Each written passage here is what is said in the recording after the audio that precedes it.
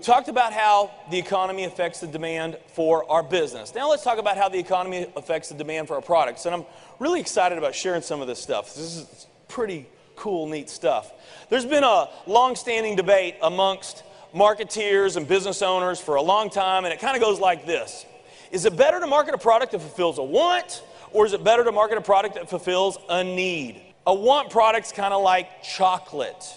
You don't need chocolate, but you want chocolate, right?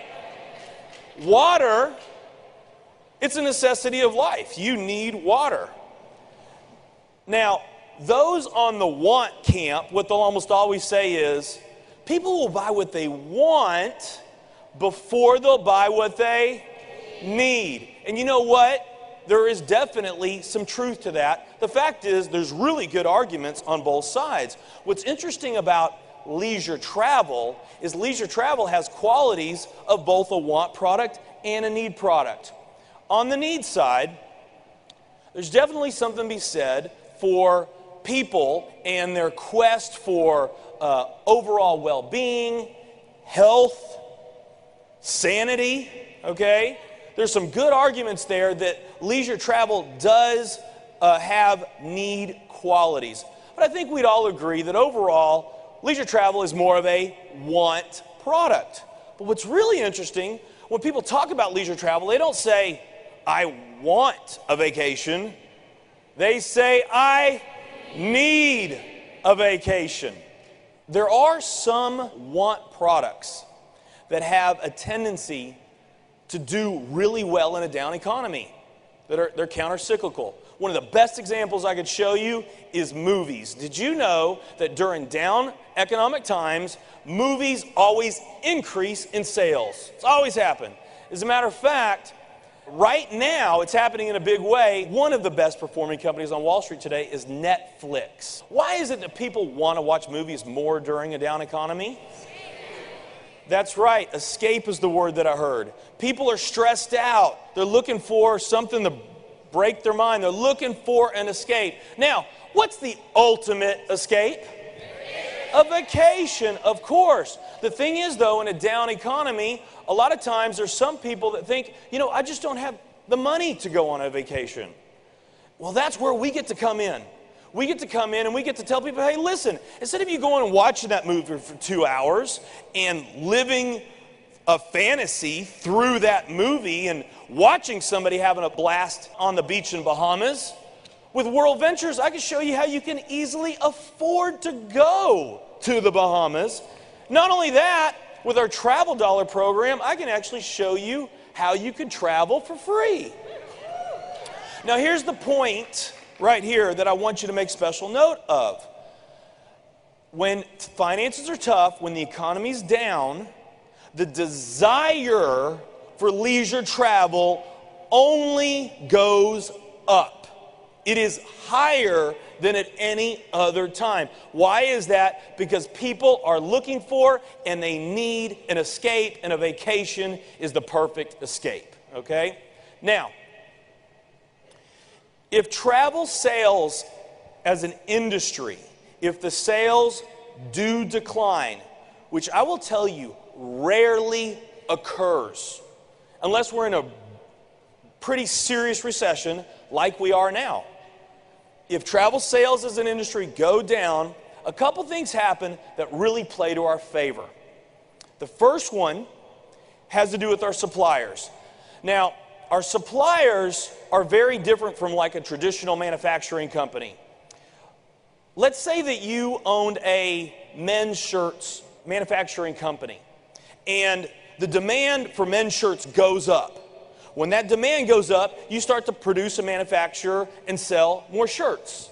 If the demand goes down, you produce and manufacture less shirts, right? And if you had any excess inventory, you can hold that inventory and then you can sell it later. So according to your demand, your costs will go up and down.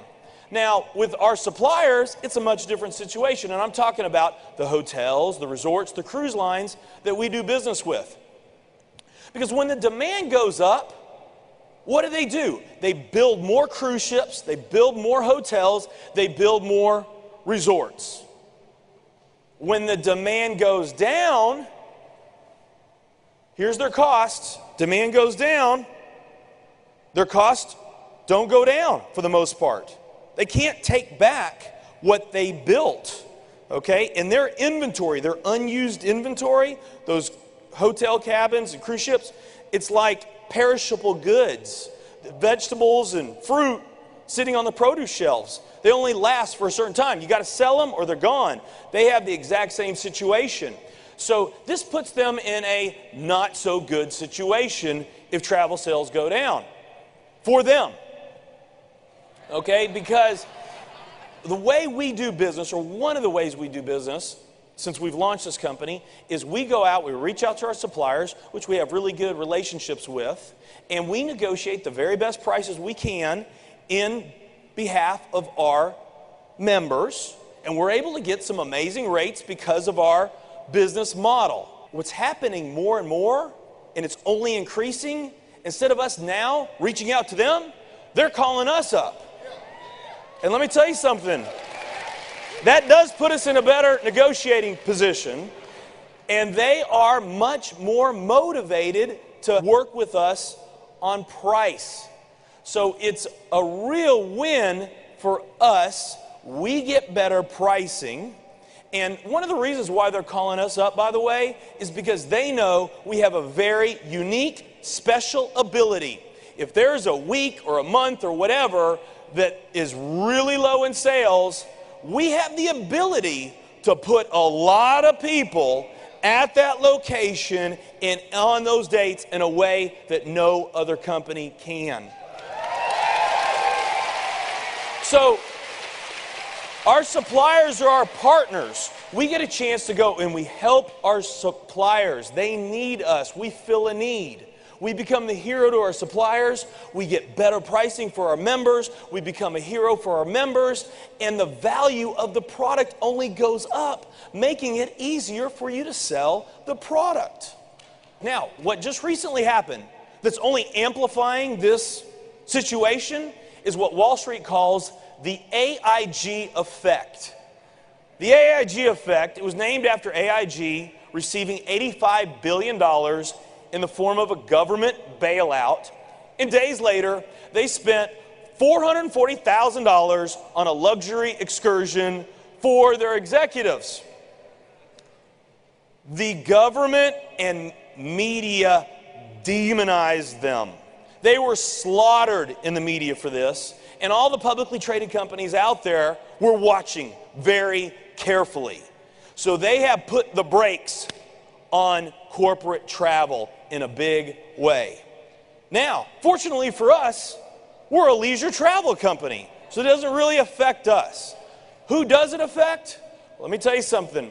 There's a lot of 5-star and 5-diamond beautiful hotels and resorts that their number one customer are the IBMs of the world and these publicly traded companies. So again, they're in need of us more than ever. So what you can expect to see in the future is a program and pricing that's just going to continue to get better and better and better and more in need in today's times.